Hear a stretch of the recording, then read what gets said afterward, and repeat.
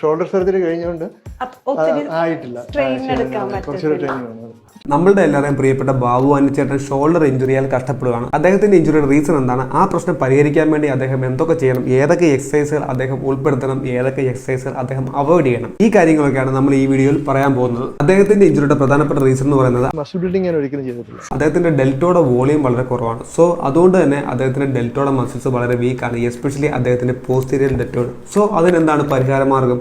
ആദ്യം അദ്ദേഹം ഡെൽറ്റോയുടെ വോളിയം കൂട്ടുക, ഡെൽറ്റോയുടെ മസിൽസ് സ്ട്രെങ്തൻ ചെയ്യുക, എസ്പെഷ്യലി പോസ്റ്റീരിയർ ഡെൽറ്റോയിഡ്. അതിനുവേണ്ടി മുകളിൽ കാണിക്കുന്ന ഈ 5 എക്സസൈസുകൾ അദ്ദേഹത്തിന് 1.5 വിട്ടുള്ള ദിവസങ്ങളിൽ ചെയ്യാവുന്നതാണ്. ഈ വീഡിയോ കാണുന്ന നിങ്ങൾക്കും ഡെൽറ്റോയുടെ മസിൽസിന് ബലക്കുറവ് ഉണ്ടെങ്കിൽ നിങ്ങൾക്കും ഈ എക്സസൈസ് ട്രൈ ചെയ്ത് നോക്കാം. അടുത്തതായി പറയുന്ന 5 എക്സസൈസുകൾ അദ്ദേഹം നിർബന്ധമായിട്ടും അദ്ദേഹത്തിന്റെ വർക്കൗട്ടിൽ നിന്നും അവോയ്ഡ് ചെയ്യേണ്ടതാണ് ഇഞ്ചുറി മാറുന്നിടം വരെ. നിങ്ങൾക്കും ഏതെങ്കിലും തരത്തിലുള്ള ഷോൾഡർ ഇഞ്ചുറിയോ അല്ലെങ്കിൽ ഹെവി ആയിട്ട് നമ്മൾ ചെസ്റ്റിന് വെയിറ്റ് എടുക്കുമ്പോഴോ ഷോൾഡറിന് വെയിറ്റ് എടുക്കുമ്പോഴോ പെയിൻ തോന്നുന്നുണ്ടെങ്കിൽ നിങ്ങൾക്കും ഈ